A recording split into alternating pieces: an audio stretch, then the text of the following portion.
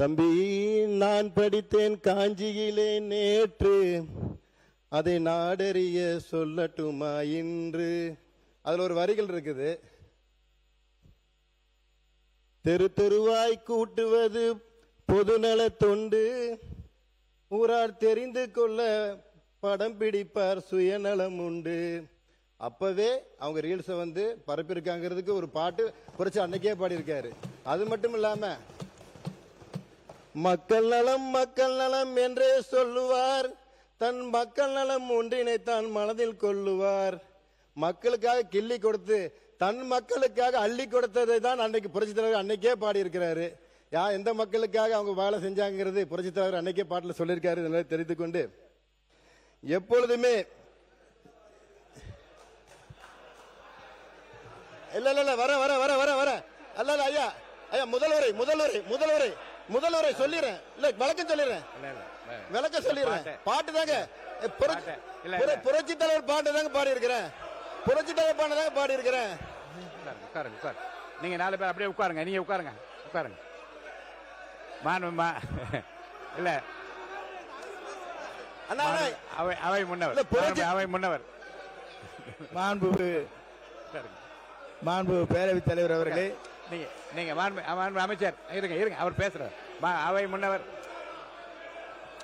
நீங்க இருங்க.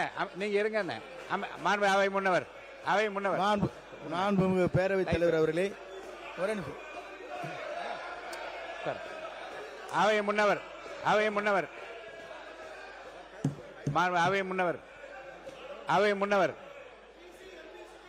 மாண்பு பேரவைத் தலைவர் அவர்களே, இல்ல மாண்பு பேரவைத் தலைவர்களே, புரட்சி தலைவருடைய பாடலைத்தான் பாடினாரே தவிர இல்ல வேற எந்த அழுத்தத்தோடும் பேசவில்லை. அவருடைய பாடலை அவருடைய ரசிகராக இருந்த போது பாடியதுதானே தவிர வேறு அது குற்றமாக எடுத்துக் கொள்ளக்கூடாது. புரட்சி தலைவரோட பாட்டுல குறை சொல்ல வரீங்களா? பிற்பட்டோர் நலத்துறைக்கும் இந்த பாடலுக்கு என்ன சம்பந்தம் என்று தெரியவில்லை. இந்த உட்காருங்க. அமைச்சர் அவங்க பேசுறாங்கல்ல. பேரவைத் தலைவர்களே, அமைச்சர்கள் பதில் சொல்ல ஆரம்பிச்சிட்டாரு. நேத்தே சொல்லியிருக்க வேண்டிய பதில் இன்னைக்கு தான் ஆரம்பிச்சிருக்கிறாரு. நேற்று ஆரம்பிக்க வேண்டியது இன்னைக்கு ஆரம்பிச்சிருக்கிறாரு. பாட்டு பாட ஆரம்பிச்சிட்டாரு. இதுல சாட்சிக்கு வேற என்ன வேற கூப்பிட்டுருக்காரு. அதனால நாங்க இதுக்கு பதில் சொல்லி தான் ஆக வேண்டும். இது நீங்க அலோவ் பண்ணி தான் ஆக வேண்டும். சப்ஜெக்ட்டுக்கு வந்துருங்க. நிச்சயமாக. அதாவது இன்னொன்னு நீங்க சொல்லிட்டீங்க.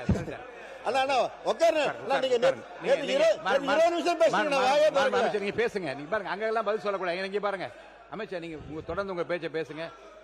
சப்ஜெக்டுக்குள்ள வாங்க. சப்ஜெக்ட் தான் வரங்க ஐயா.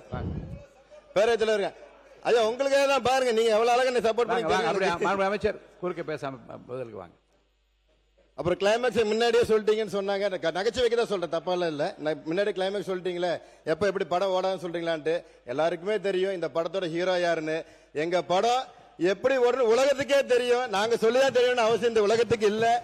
எங்க படத்தோட ஹீரோ யாருன்னு உலகத்துக்கே தெரியும். எப்போதுமே சூரியன் தாக்கத்திலிருந்து தன்னை காத்துக்கொள்ளும் கோவை இந்த முறையும் விசிலின் வழியாக அது நிரூபித்திருக்கிறது.